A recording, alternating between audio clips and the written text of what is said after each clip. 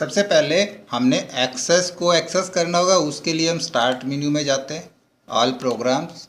यहाँ पे देखो मेरे पास ऑफिस 2007 भी है, 13 भी है। फिलहाल मैंने 10, 16, 19 रिमूव कर रखा है, वो मेरे लैपटॉप में है। तो मैं 2013 में बताऊँगा।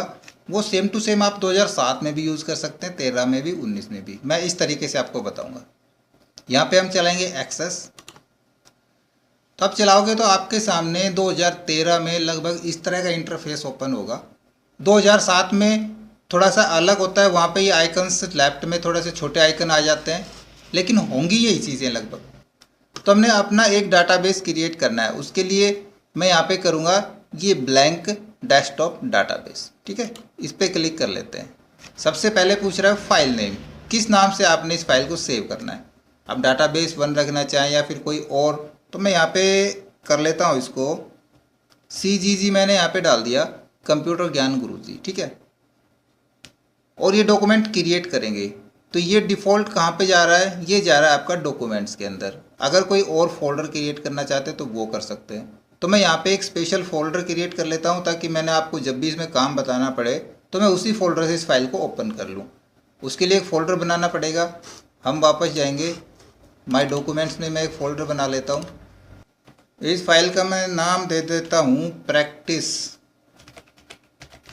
Access file. ठीक है, और एंटर। तो इस फोल्डर में अपनी सारी फाइलें रखेंगे। अब मैं इसको क्लोज कर देता हूँ। वापस हम एक्सेस को ओपन करेंगे और यहाँ से फोल्डर चूज़ कर लेंगे हमने किस फोल्डर में रखना है। तो यहाँ पे मैंने बनाया था डॉक्यूमेंट्स में प्रैक्टिस एक्सेस फाइल, ये मिल गया। और यहाँ पे फाइल नेम हमने डाल ही दिया और ओपन। ठीक है, और इस फाइल को हम कर देंगे यहाँ पे ओके। ये हो गया, हमारा पाथ आ गया, और इसको कर देंगे क्रिएट। तो हमारी फाइल क्रिएट हो गई यहाँ पे। और जैसे ही क्रिएट होगी तो आपके पास एक एक्सेल की तरह का देखो यहाँ पे लुक आ रहा है। वही हमारे पास यहाँ पे कॉलम्स, रो, सेल नज़र आ रहे हैं। लेकिन एक्सेस के अंदर हम इन कॉलम्स को बोलते हैं फील्ड और लाइनों को बोलेंगे हम रिकॉर्ड।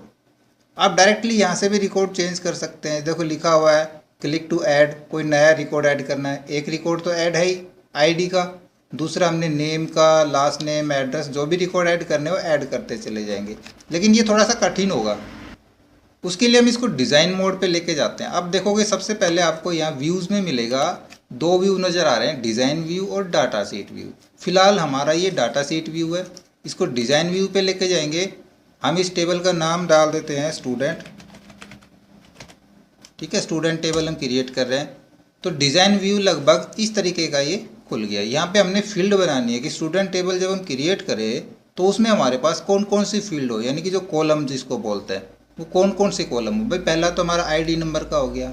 ठीक है, अब यहाँ पे देखिए ये जो आगे ऑटो नंबर दिखा रहा है, इसका मतलब मैं समझा देता हूँ कि एक्सेल में जब हम काम करते हैं तो वहाँ पे हम कुछ भी नंबर डाल देते हैं। नाम भी लिख दिया, यानी कि हम अल्फ़ाबेट भी यूज़ कर सकते हैं, न्यूमेरिक भी यूज़ कर सकते हैं, करेंसी में भी यूज़ कर सकते हैं, डेट, टाइम, सारा मिक्स कंटेंट यूज़ कर सकते हैं। लेकिन यहाँ पे हमने एंट्री करने के लिए स्पेसिफिक डाटा टाइप देना पड़ेगा।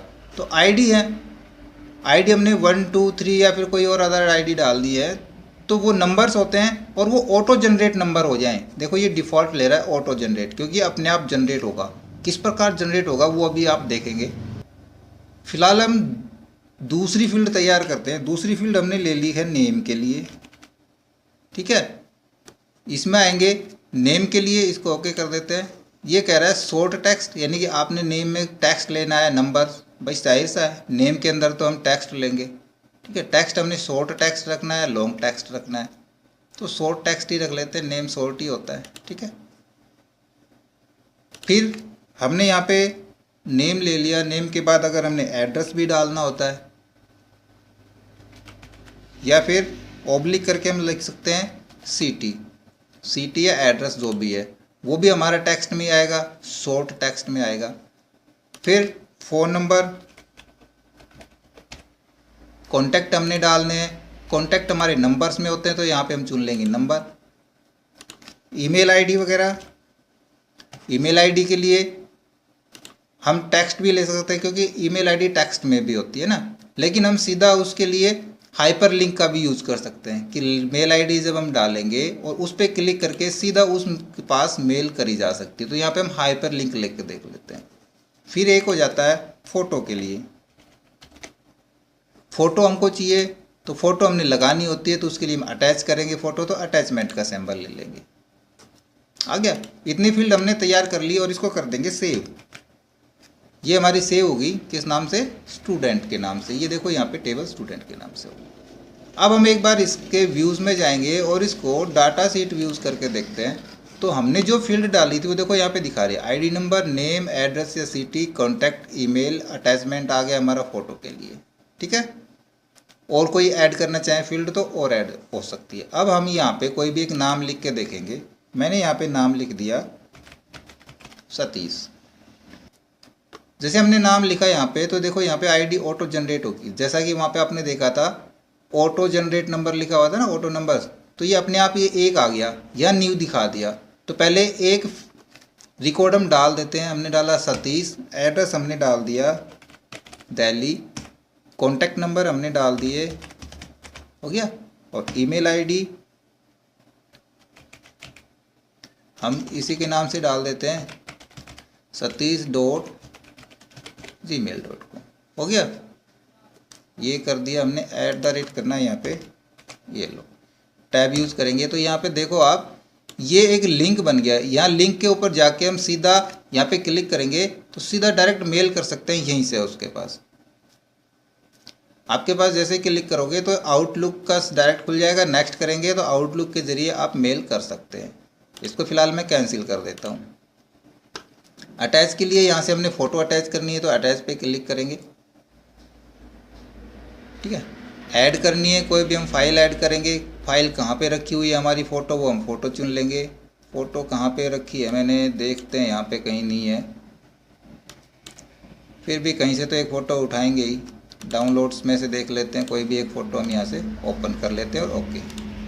तो ये फ़ोटो यहाँ पे 1 नंबर दिखा रहा है, यानी यहाँ पे फ़ोटो अटैच हो चुकी है। अब हम फिर से टैब यूज़ करेंगे तो देखो यहाँ पे न्यू रिकॉर्ड, फिर टैब यूज़ करेंगे और हमने यहाँ पे डाल दिया, जैसे नरेश हमने लिखा, देखो ये आईडी नंबर ऑटोमेटिक जनरेट हो गया ना, तो ये ऑटोमेटिक जनरेट होगा। यहाँ पे सिर्फ नाम आएगा। अब यहाँ पे सिटी अगर हमने दिल्ली डालना है सभी का, कि लिखना ना पड़े बार बार, तो उसके लिए हम फिर से इसके डिज़ाइन पे आएंगे, डिज़ाइन व्यू में, और हम जाएंगे सिटी के ऊपर। तो आप यहाँ देखोगे इधर दिखा रहा है एक वैलिडेशन रूल और वैलिडेशन टेक्स्ट। तो यहीं पे एक दिखा रहा है यहाँ पे डिफ़ॉल्ट वैल्यू। हम डिफ़ॉल्ट वैल्यू में जाएंगे और यहाँ डिफ़ॉल्ट वैल्यू में लिख देंगे दिल्ली, हो गया दिल्ली, और इसको सेव कर देंगे। वापस यहाँ पे आएंगे अपने डाटा सीट व्यूज़ के अंदर, तो देखो यहाँ पे ऑटोमेटिक ये दिल्ली, तो देखो यहाँ पे ऑटोमेटिक यहाँ पे दिल्ली ले लिया, जबकि हमने नया रिकॉर्ड नहीं डाला है। हम जब भी नया रिकॉर्ड डालेंगे यहाँ पे हमने दिल्ली लिख दिया, कोई भी नंबर हमने यूज़ किए, मेल आईडी हमने यूज़ करी, ठीक है, और न्यू रिकॉर्ड हम डाल देते हैं। तो नए पे जाएगा तो ये ऑटोमेटिक दिल्ली उठा रहा है। हम चाहेंगे यहाँ पे हम चूज़ करें, कोई ड्रॉप डाउन लिस्ट बनानी है तो किस प्रकार बनाएंगे। देखिए फिर से हम डिज़ाइन में जाएंगे, यहाँ पे हम क्लिक करेंगे सिटी के ऊपर। जो यहाँ से हमने शॉर्ट टेक्स्ट लिया था, इस बार हम ले लेंगे लुकअप विजार्ड। ठीक है, यहाँ पे क्लिक करेंगे लुकअप विजार्ड के ऊपर। इसको करना होगा आपने, I will type in the value that I want, ये क्लिक करेंगे और नेक्स्ट कर देंगे। यहाँ पे आप अपनी सिटी के नाम चुन सकते हैं, जो जो सिटी आपके पास है। तो जैसे मैंने यहाँ पे डाल दिया दिल्ली, नेक्स्ट में मैंने डाल दिया मुंबई, एक में मैंने डाल दिया, यहाँ पे मैंने डाल दिया, और एक में डाल देता हूँ। ठीक है, ये सिटी मैंने डाल दी और इसको कर देंगे नेक्स्ट या यहाँ पे फिनिश। तो अब यहाँ पे इसको सेव कर देते हैं और वापस डाटा सीट व्यू के अंदर हम जाके देखेंगे यहाँ पे। तो आप देखोगे यहाँ पे ड्रॉप डाउन लिस्ट चालू हो जाएगी आपके पास। आप यहाँ से कोई भी सिटी मैन्युअली चुन सकते हैं। ठीक है, हमारा डाटा डालना यहाँ पे और भी आसान हो गया, फ़ोटो अटैच हो गई। लेकिन इस तरह से अगर हमने एंट्री करनी है तो हम एक्सेल में भी कर सकते हैं, है ना। हमने इसको और भी बेटर तरीका बनाना है यहाँ पे डाटा एंटर करने के लिए। तो फिलहाल तो हमने आपको बताया टेबल्स क्रिएट करना, तो हमने स्टूडेंट टेबल क्रिएट कर ली, एक नई डाटाबेस फाइल हमने बनाई। अब हम यहाँ पे करेंगे एक फॉर्म डिज़ाइन।